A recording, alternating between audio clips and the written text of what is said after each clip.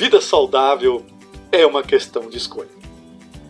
Recentemente fiz um vídeo onde falo quanto a alimentação pode influenciar no controle das emoções, assim como no descontrole emocional, e o quanto isso pode acarretar situações agradáveis ou desagradáveis no nosso dia a dia.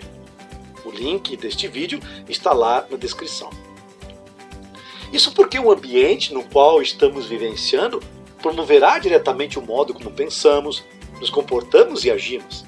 E dessas ações surgirão os resultados e as consequências que teremos que enfrentar. E tem algo que eu não abordei naquele vídeo que gostaria de hoje conversar com vocês. É sobre o jejum.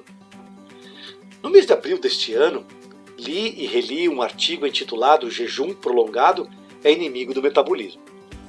Foi escrito por um fisiologista e uma médica nutróloga do Centro de Estudos de Medicina, Atividade Física e Esporte. O link do artigo, inclusive, também está lá abaixo desse vídeo nas descrições. As conclusões que os profissionais chegaram contradizem estudos e pesquisas e gostaria de dedicar esse nosso tempo de conversa para analisá-las com vocês. O início do processo envolvendo o artigo, na minha opinião, já iniciou de maneira equivocada, porque muitos profissionais têm uma visão diferente sobre o jejum. Portanto, o correto seria transformar a afirmação do título do artigo em uma pergunta. Jejum prolongado é inimigo do metabolismo? E somente então discorrer sobre o assunto, pois quando afirmamos algo, isso pode soar como verdade e muitas vezes não é. É daí que nascem as narrativas, quando você não se dá ao contraditório. E é o que queremos fazer aqui. Então, será mesmo que o jejum prolongado é inimigo do metabolismo? Analisaremos então as conclusões do artigo e faremos os contrapontos sobre as mesmas. O artigo afirma que o jejum prolongado diminui o ritmo de todas as funções corporais para que haja economia de energia, e que o melhor é optar por refeições balanceadas de 3 em 3 horas e aliar isso à prática de exercícios físicos. Outra coisa que o artigo diz é que o sistema nervoso depende de glicose para funcionar, pois numa possível diminuição do nível de glicose no sangue, isso pode afetar o raciocínio e a concentração. E o artigo ainda afirma que o único momento em que o corpo tolera um jejum de 8 ou 10 horas, sem prejuízo ao metabolismo, é durante o sono. Primeiro, é preciso entender o que os autores quiseram dizer com o jejum prolongado. Quanto tempo é esse jejum? De 8 a 10 horas? O que eles mencionam durante o sono? O jejum em relação ao tempo prolongado, isso não é determinado no artigo. Jejum, a gente tem que entender que ele é diferente de passar fome. Jejum é realizado de forma voluntária. A pessoa tem o que comer, mas opta por não comer. Passar fome, ao contrário, é involuntário. A pessoa não tem com que se alimentar. Temos o exemplo de duas pessoas, dois personagens bíblicos, que ficaram vários dias em jejum. Jesus, por exemplo, ficou 40 dias em jejum e somente depois teve fome. Moisés fica 80 dias em jejum e o texto bíblico ainda diz que ele morre aos 120 anos sem que sua visão e seu vigor tivessem esmorecido. Quando o artigo fala que há uma diminuição das funções corporais, essa afirmação leva à crença de que a prática do jejum te deixa fraco e sem energia. Porém, isso não é verdade, pois fraqueza e falta de energia não está relacionado com a prática do jejum. Em relação ao comer de 3 em 3 horas, o jejum tem uma enorme vantagem, que é a diminuição da injeção do hormônio da insulina na corrente sanguínea.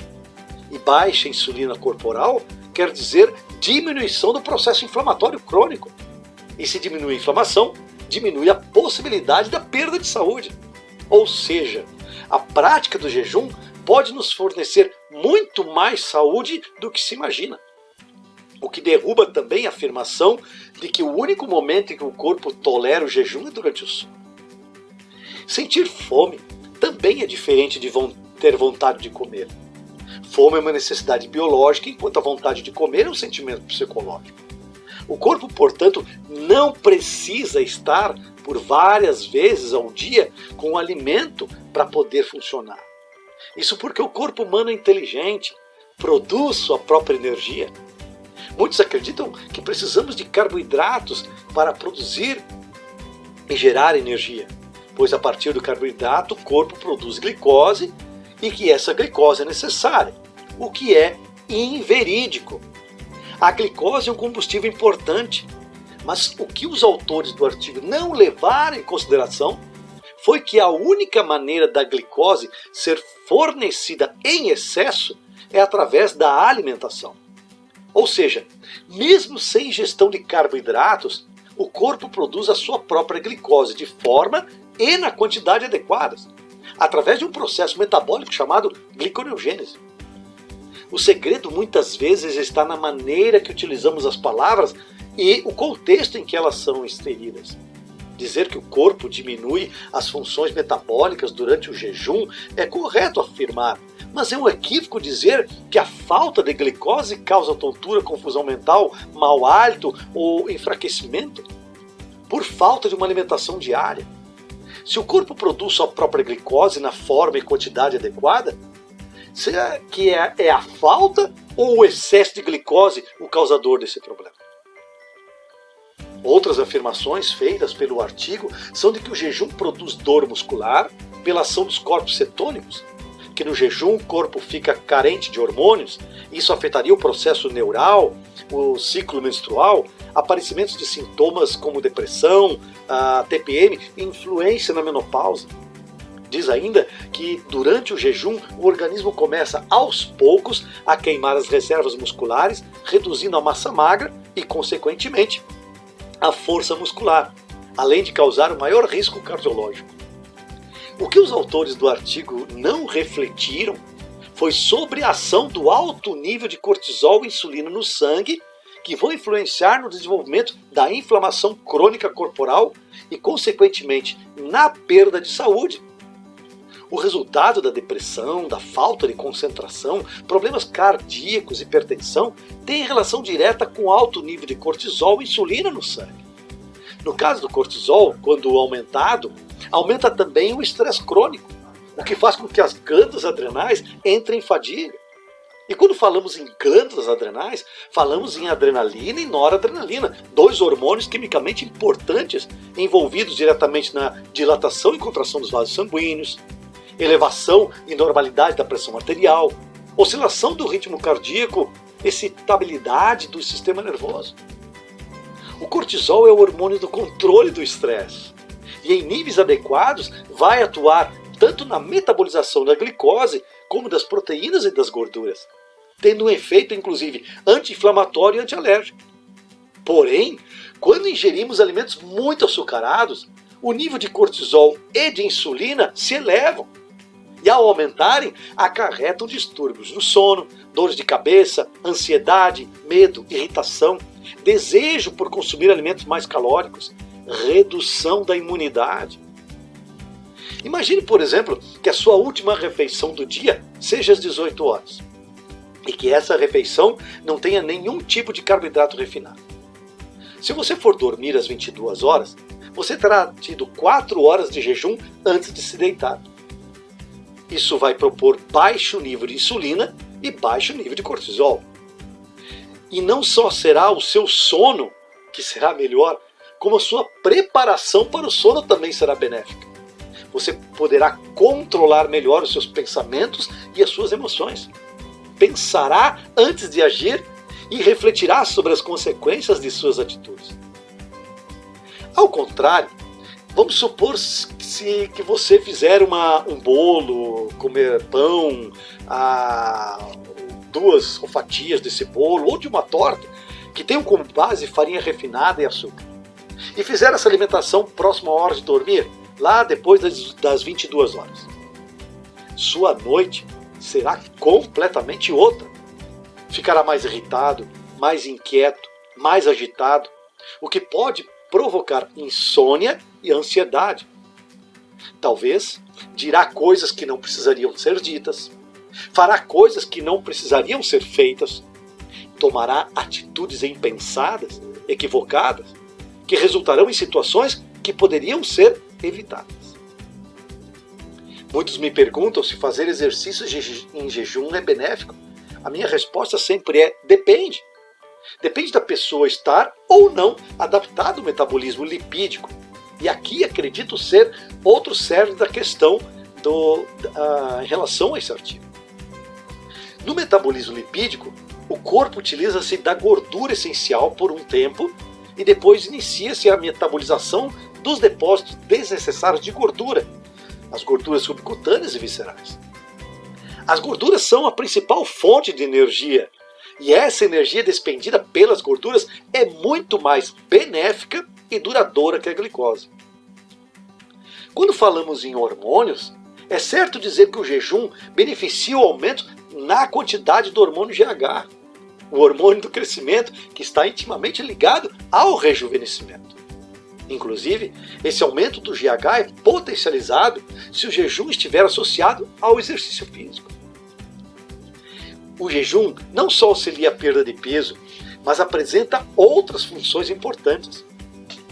Ele normaliza os níveis de grelina, o hormônio da fome. Ele restaura os níveis de triglicérides. Ele melhora o sistema imunológico. Reduz as inflamações e os danos causados pelos radicais livres. Elimina as toxinas e substâncias prejudiciais do corpo. Atua na produção de novos neurônios. Melhora a saúde cardiovascular. Auxilia na regeneração, reparação tecidual. 8 citei aqui. Se vocês lembrarem de mais algum, botam aí na descrição. Um tempo de jejum por dias, por exemplo, produzirá um processo chamado autofagia, que é quando o corpo se alimenta dele mesmo para gerar energia. Mas não de músculos, como muitos acreditam, mas de tumores benignos, de cicatrizes, de fibrose, de cistos. Tudo para gerar energia, e isto é muito benéfico ao organismo. É preciso entender que existem 2 tipos de metabolismo, algo que os autores do artigo também ignoraram, que foi muito prejudicial para as afirmações que eles fizeram. Há o metabolismo glicídico, que utiliza a energia proveniente dos carboidratos, e o metabolismo lipídico, que gera energia a partir das gorduras. De modo geral, o ser humano hoje, diferente de antigamente, funciona por meio do metabolismo glicídico, ou seja, a energia é proveniente basicamente de carboidratos. E aqui acredito que os autores do artigo se referiam a esse tipo de metabolismo, pois isso afeta diretamente na prática do jejum. Pois para se fazer jejum, é importante que a pessoa comece eliminando o máximo possível de carboidratos da sua dieta diária, a fim de que esse processo metabólico, aos poucos, vá se alinhando a um metabolismo menos glicolítico e mais lipídico. E essa diminuição de carboidratos da dieta, se for de forma gradativa, a chance da pessoa desistir da prática do jejum é muito grande. Por isso a sugestão de uma diminuição brusca e não gradativa. Diria aqui que todos os carboidratos empacotados de alto índice glicêmico deveriam estar nesse corte brusco da alimentação. O jejum intermitente, portanto, é uma prática altamente saudável. Pode ser realizada 1, 2, até 7 vezes por semana. A escolha e a decisão de cada um. Essa prática está relacionada com jejum de no mínimo 12 horas, podendo chegar a 20 ou 24 horas. E como fazer jejum intermitente? Muitos optam por não comer nada pela manhã, almoçar e ter uma última refeição até às 20 horas, e só se alimentar ao meio-dia do dia seguinte. Lembrando que a ingestão de carboidratos refinados e empacotados diminui o benefício do jejum. Lembrando sempre que é sua escolha, sua decisão. Outros ainda optam por comer pela manhã e almoçar, e somente ingerir algo sólido no outro dia pela manhã. Sua escolha, sua decisão. Saúde, a maior riqueza da vida.